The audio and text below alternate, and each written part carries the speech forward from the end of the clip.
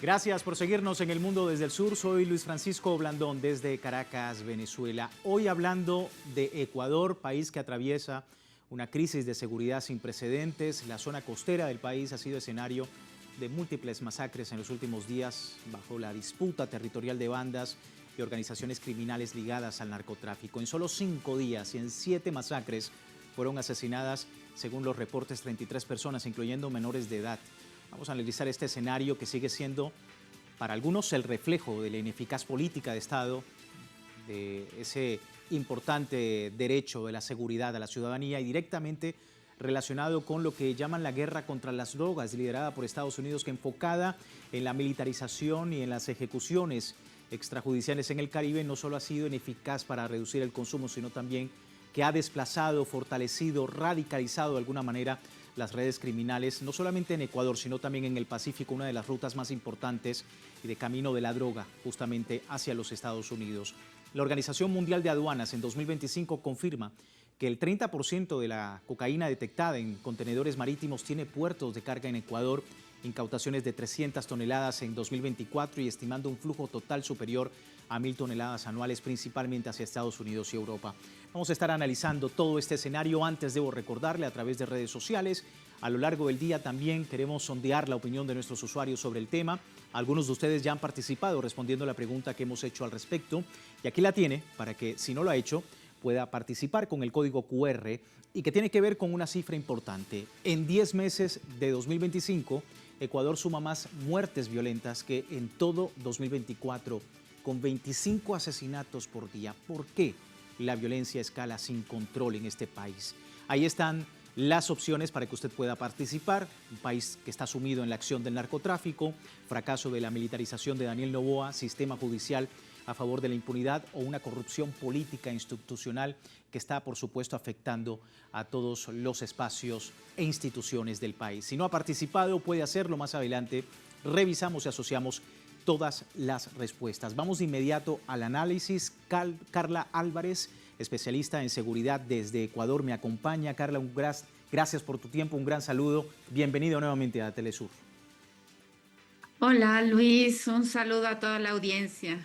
Bueno, para entender, Carla, esta situación, la costa ecuatoriana marcada por la violencia del narcotráfico, como experta, ¿a qué obedece para ti este flagelo, teniendo en cuenta el repunte de las masacres y los asesinatos en los últimos días, específicamente en esa región? Bueno, hay varias cosas que decir. Una de ellas es que hay una confluencia de varios factores en el Ecuador. Por una parte, pues tenemos un Estado debilitado, ¿sí? Institucionalmente debilitado. Tenemos también el crecimiento del crimen organizado en Ecuador, pero en el mundo también, eso lo muestran distintos informes internacionales.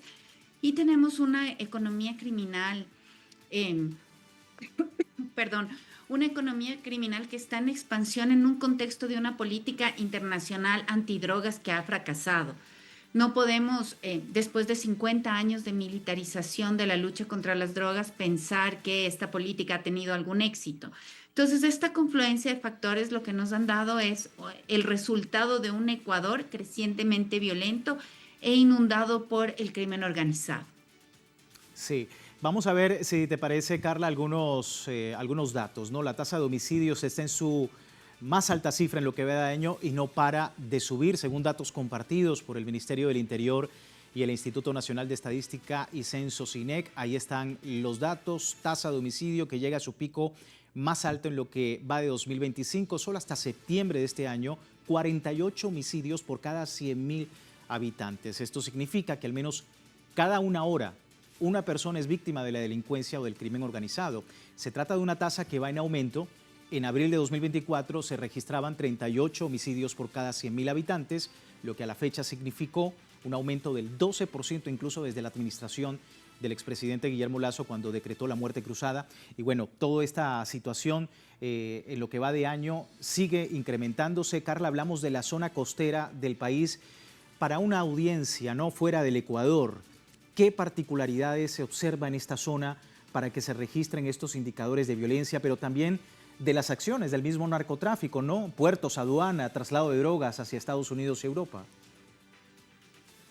Bueno, hay varias cosas que comentar. Hay también, debemos decir que el incremento de muertes violentas que se ve en el año 2024 en relación a 2024 es relativo en el sentido de que 2024 tuvimos un descenso de las muertes violentas y esto ocurrió, es un descenso, digamos, temporal, y también de más o menos un 15% en la reducción de las muertes violentas. Pero el año 2023 fue hasta hace poco el año más violento de la historia del país. Aquí registramos cerca de 8,000, no, un poquito más de 8,000 muertes. Y ahora las proyecciones para el 2025 es que este año va a ser aún más violento que el año 2023. Es decir, este año 2025 estamos rompiendo nuestro récord de violencia. Hemos tenido días donde ha fallecido o ha sido asesinada una persona cada 24 minutos. Tenemos una condición muy complicada de violencia porque además las muertes violentas no son el único flagelo que azota a la población. Tenemos casos de sicariato, bueno, extorsión, vacunas, tenemos trata de personas, minería ilegal, y esto en un contexto de una inestabilidad política muy, muy fuerte. Evidentemente, las muertes o una parte importante de las muertes violentas están relacionadas con el crimen organizado, que de manera inédita se está fragmentando en toda América Latina y en Ecuador. Esta fragmentación de las organizaciones criminales hace que hayan más organizaciones y que sean más violentas cada una y que tengan unas peleas intestinas entre ellas. Sin embargo, también esto se debe a que el Estado no cuenta con todas las capacidades para hacer un seguimiento, para judicializar, para sancionar y para recluir a las personas que están involucradas con la criminalidad, con los delitos violentos. Y como sabemos, el Ecuador tiene un sistema carcelario que es de los más violentos del mundo, si no es el más. Y la situación carcelaria no ha cambiado desde las famosas masacres que tuvimos en el 2021, pues esta situación no ha cambiado, seguimos con muertes, muchas muertes dentro de las prisiones, pero además seguimos viendo que los centros carcelarios son todavía una escuela del delito, una escuela del crimen, y esto no favorece a que hayan unas condiciones estructurales de cambio que nos puedan permitir una vida más pacífica. Sí. Carla, ¿qué papel crees que está jugando Estados Unidos en todo este escenario en Ecuador, teniendo en cuenta pues, su discurso de la supuesta lucha contra el narcotráfico, pero también la presión que ejerce sobre otros vecinos de Ecuador en Latinoamérica en torno pues, a este flagelo del narcotráfico? Bueno, definitivamente la posición de los Estados Unidos es una posición que no ha pasado ninguna revisión o que no ha tenido una propia evaluación de sus logros y de sus resultados. Con esto quiero decir es que los Estados Unidos desde los años 70, o sea, desde hace 50 años, ha promovido una política de lucha contra el narcotráfico en términos militares, sobre todo el uso de la mano dura. Sin embargo, después de 50 años vemos que al menos el mercado de la cocaína está en auge, el mercado de oferta, pero también el consumo de la cocaína está en auge en los mercados norteamericanos y europeos, y ha crecido la oferta de otras sustancias que también sirven y que han generado adicciones en estos países consumidores. El abordaje desde una perspectiva distinta que no sea militar no ha tenido lugar, no ha sido como fuente de discusión o de debate dentro de la agenda política norteamericana. Más bien vemos que hay un endurecimiento en este proceso de ser más inflexibles contra los países como Venezuela y Colombia. Pues Ecuador tiene una posición, digamos, ventajosa en el sentido de que el gobierno se ha alineado abiertamente y de manera como muy clara con la agenda de los Estados Unidos, y esto de alguna manera lo tiene a salvo de algunas presiones. Sin embargo, el Ecuador ha tenido que hacer algunas concesiones importantes, y entre ellas, pues, hemos tenido que ceder las Islas Galápagos para que pueda servir como portaaviones para los aviones norteamericanos que sobrevuelan el espacio aéreo ecuatoriano. También hemos firmado estos acuerdos SOFA, que son acuerdos de inmunidad, digamos, para los funcionarios diplomáticos y también para los funcionarios o para los oficiales y las tropas militares que por alguna razón estén en el país. Entonces, hemos tenido algunas concesiones. El Ecuador ha sido como muy, digamos, generoso, por ponerlo en algún término, ha sido muy generoso con las peticiones norteamericanas y bueno, hemos hecho algunas concesiones y hemos estado como fuera del ojo del huracán o fuera de la mayor presión de la política exterior que lleva hoy los Estados Unidos y el presidente Trump. Sí, y en medio de todo ese escenario, pues la violencia se cobra la vida de muchas personas. Se ha desatado, como vemos en este medio, en este multimedio, se ha desatado una agresión contra pescadores en el Pacífico, una banda ecuatoriana aliada del cártel mexicano, dice este medio, que opera asaltando embarcaciones, robando motores, usando rutas costeras para el transporte de cocaína en la frontera entre Perú y Ecuador, extorsionan a trabajadores de la pesca tras cobrar cupos de zarpe en los puertos de la ciudad peruana de Tumbes. Se traduce todo esto en una operación criminal donde incluso se les roba a pescadores cuando no pagan o incluso les obligan a transportar droga a través del océano. 45 pescadores en Ecuador fueron asesinados en 2024 y en Perú 24 murieron violentamente en manos de estos criminales. Es justo aquí donde se ha disparado, como decíamos, esta cifra de homicidios y en un escenario donde la pugna entre las bandas narcotraficantes evidencia esta falsa bandera de Estados Unidos en el Caribe que busca desviar la atención de la realidad, curiosamente, hacia gobiernos, como hemos visto, que son aliados a esta política exterior de los Estados Unidos. Quería preguntarte, por último, Carla, teniendo en cuenta todo este escenario, puertas adentro, obviamente, estamos ante una situación muy complicada en medio de, digamos, políticas de Noboa, en la que se ha dado en diversas ocasiones esta narrativa de que hay un control del Estado. Sin embargo, vemos las cifras que efectivamente no es así. Se ha incluso subido el IVA para que efectivamente haya un mayor recurso de las fuerzas de seguridad, para que efectivamente haya una mayor seguridad en los ciudadanos. Sin embargo, todo esto no se ha traducido hasta el momento. ¿Cómo ves? Porque de lo que vemos ahora y las cifras que se han dado, muy probablemente hasta 9.000 personas, según las estadísticas, puede terminar las muertes violentas en Ecuador este año 2025. Tu apreciación sobre estas políticas y, por supuesto, todo esto que se espera a final de año.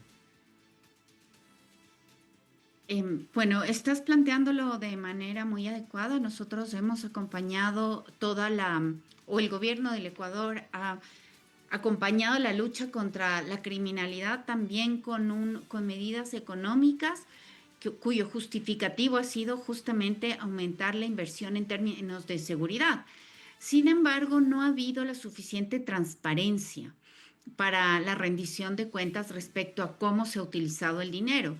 Entonces, tenemos casos en que la policía y las Fuerzas Armadas no tienen el suficiente equipamiento para hacer frente a los desafíos que lleva su nueva misión, que es luchar contra el crimen organizado. El gobierno, como digo, no rinde las suficientes cuentas y además ha tenido un proceso de endeudamiento con el Fondo Monetario Internacional. Y este endeudamiento, como todos sabemos, en América Latina viene cargado de una negociación en la que los préstamos de dinero implican una toma de decisiones y una toma de medidas que se conocen como de ajuste estructural, donde se reducen algunos como beneficios o digamos, concesiones para el sector social para poder como equilibrar los costos de la vida. Entonces, en Ecuador se han tomado estas medidas de ajuste estructural. Recientemente, hace un mes, se redujo el subsidio al diésel. Esto levantó una protesta indígena y de la ciudadanía también, que ha pedido que se reduzca o que se derogue esta medida. El gobierno no lo ha hecho. Ha habido una fuerte represión. Esa represión ha implicado que el gobierno movilice 10.000 efectivos hacia la zona donde hubo el levantamiento indígena, que es en el norte del Ecuador, en la provincia de Imbabura. Y bueno, justamente en medio de esta movilización de efectivos a la provincia de Imbabura para reprimir la protesta social, en este contexto se da la mayor explosión en la ciudad de Guayaquil de un coche bomba. ¿Qué significa esto? Pues bueno, hay muchas lecturas que hacer al respecto, pero una de ellas nos muestra claramente que la concentración del Estado estuvo centrada en la movilización social, no en el combate al crimen organizado. Esto desprotegió zonas y bueno, tenemos un ataque de tipo terrorista. El punto es que el Estado y el gobierno está siendo reactivo mayoritariamente en sus acciones. Esto le impide ser estratégico, le permite únicamente tener golpes de efecto que también son redituables en términos electorales. Acordémonos que dentro de poco el Ecuador tendrá un referéndum y una consulta popular y bueno, en el que se le pregunta a la ciudadanía si es que quiere bases militares o si quiere la adopción de algunas medidas como la reducción de asambleístas, etcétera. Y bueno, en estos procesos electorales, pues hay unos despliegues de fuerza que de alguna manera seducen a una parte de la opinión pública o que muestran una cierta firmeza o contundencia para actuar, pero que son medidas que cambian muy poco la estructura que permite la reproducción del crimen organizado. Entonces, es un ambiente muy complejo, cruzado por la violencia, por la criminalidad, por la inestabilidad política, pero también por periodos electorales que requieren una campaña por parte del gobierno, y es ahí cuando la lectura política se hace muchísimo más compleja. ¿Por qué? Hay distintos factores interviniendo y también distintas motivaciones para actuar que justifican a veces, aunque no se entiendan del todo, que justifican estas acciones y estos despliegues desmedidos del uso de la fuerza. Sí, en un ambiente, como decías, muy complejo y donde muchos expertos también comentan es una crisis multidimensional. No solamente es el tema de la seguridad y de el narcotráfico y las acciones del narcotráfico, sino también otros aspectos relevantes que están de alguna manera, digamos, relacionados con toda esta crisis que se ve en el Ecuador. Carla, muchísimas gracias por tu tiempo con nosotros. Muchas gracias a ustedes, un saludo cordial. Hasta luego. Hasta luego. Igual para ti, Carla Álvarez, especialista en temas de seguridad desde Ecuador. Vamos a despedir la primera parte del programa. Les recuerdo, tiene tiempo de participar en la encuesta que hemos publicado en redes sociales y al final de nuestra emisión analizamos los resultados. Ya regresamos con más del Mundo desde el Sur.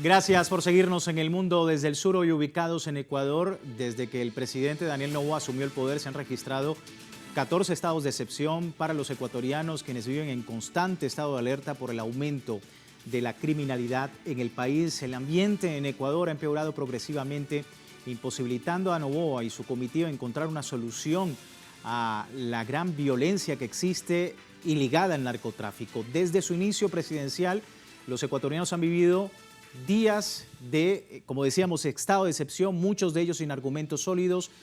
Esta situación ha obligado a la Corte Constitucional a cortar 2 decretos de abuso de poder, por abuso de poder, que los llevó a obligar al presidente a buscar vías alternativas a las medidas que ya impone.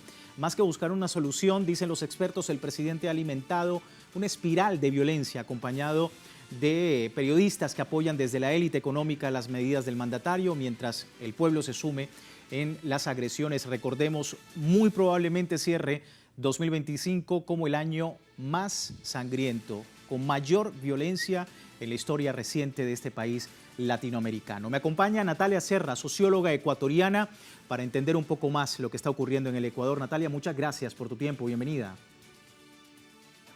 Un saludo afectuoso a ustedes y a toda la audiencia.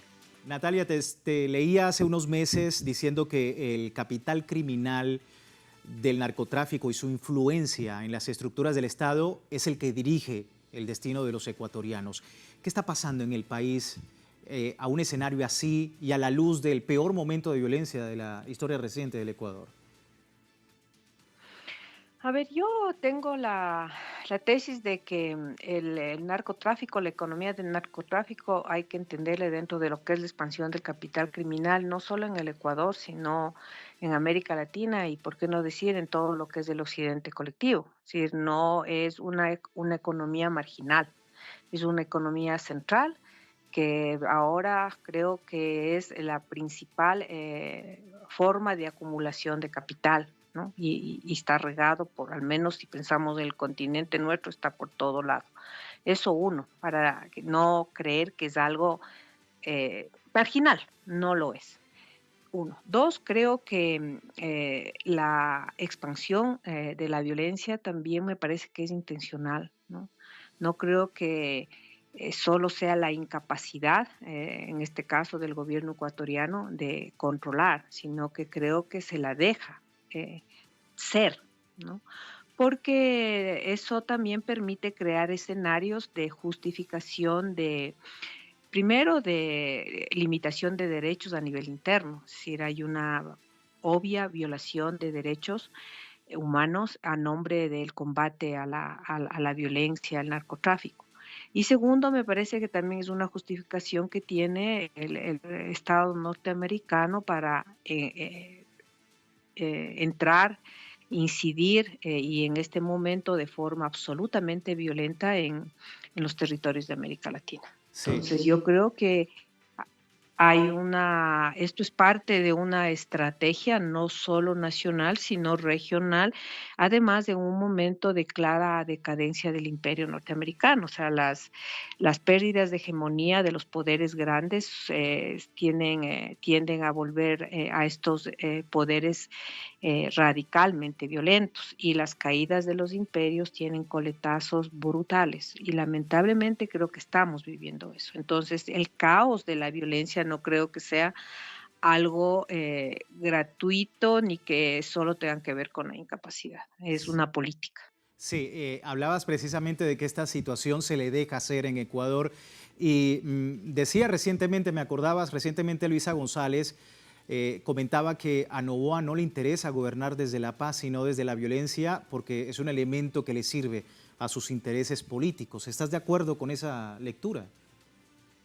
Sí, yo creo que a él y a otros gobiernos, es decir, la guerra es un gran negocio, o sea, el negocio de la guerra no solo está ligado a las armas, sino que en torno a las armas se generan muchos negocios ilegales. Y me parece que ahora esto es lo predominante, ¿no es cierto? No solo aquí.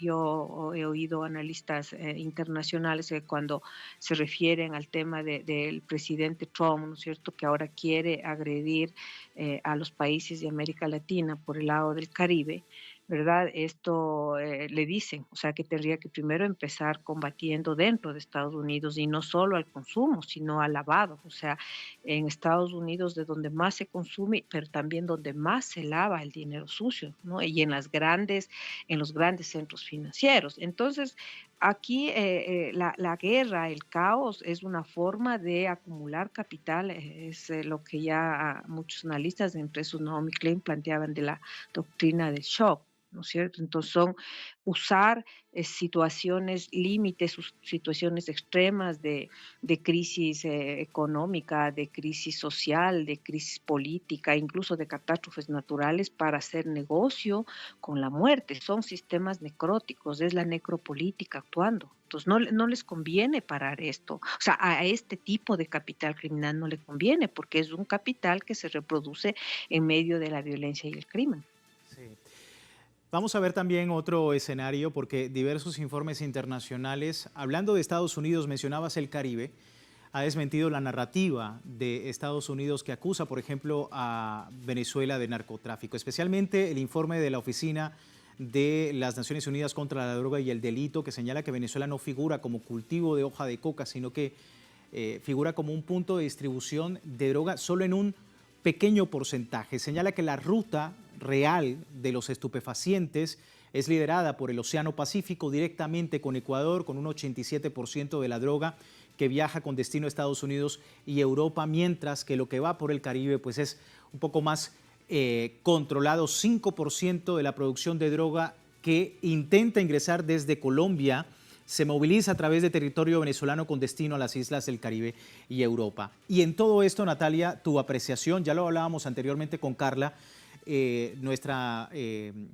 invitada anterior, de la dinámica, ¿no?, de lo que ocurre en una zona tan importante para el Ecuador como es el Pacífico, la costa, donde se ve un incremento importante de la violencia, se ve un incremento importante del sicariato, de estas muertes muy, pero muy violentas, y que en definitiva ponen de manifiesto lo que tú comentabas, el dejar ser esta situación, porque hay puertos, hay aduanas, hay lugares en los que efectivamente debe haber un control y efectivamente no se logra.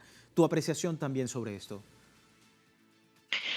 Mira, ya está dicho, según las informaciones que dan los que se dedican a investigar esto, que el Ecuador es el principal país de exportación de cocaína, ¿no? O sea, es el principal país por donde sale la droga a Estados Unidos y también a Europa, e incluso al propio Brasil, ¿no?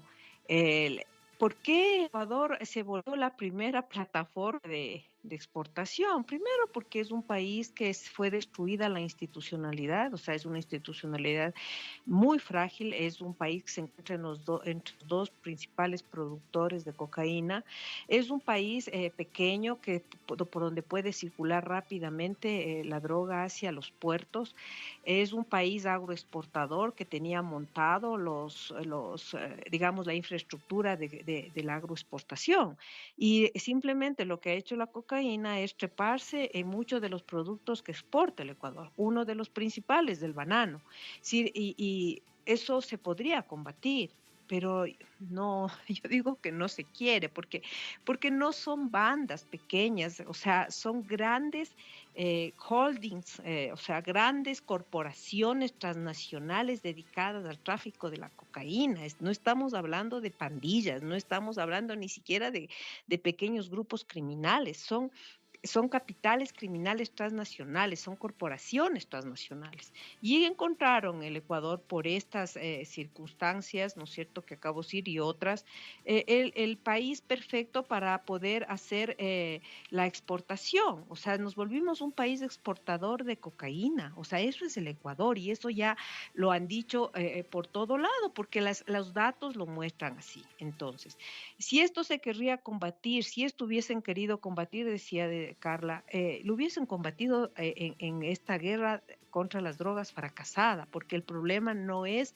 la militarización ni la respuesta militar. O sea, el combate a las drogas requiere una serie de políticas, ¿no es cierto?, complejas, de varias instituciones, de varios países, de políticas, empezando por ciertas drogas, legalizarlas, ¿no es cierto?, porque evita la violencia, pero lo que pasa es que no lo quieren, porque es uno de los negocios que más capital mueve.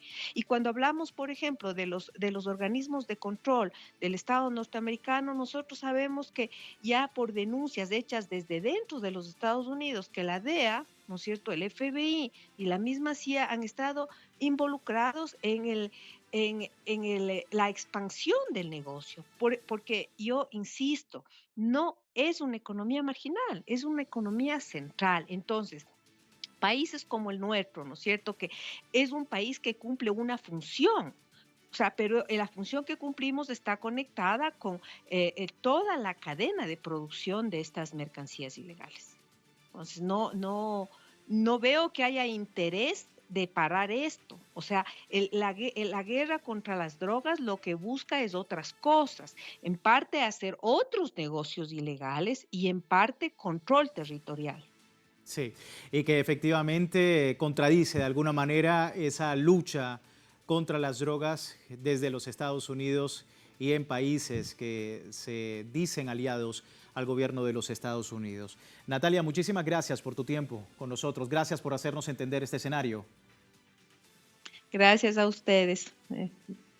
Natalia Sierra, socióloga ecuatoriana, sobre las cifras de la violencia en este país. Nosotros así finalizamos y les recuerdo www.telesurtv.net con nuestra señal en tiempo real desde cualquier parte del mundo, siempre con una perspectiva del mundo desde el sur. Soy Luis Francisco Blandón, gracias por seguirnos.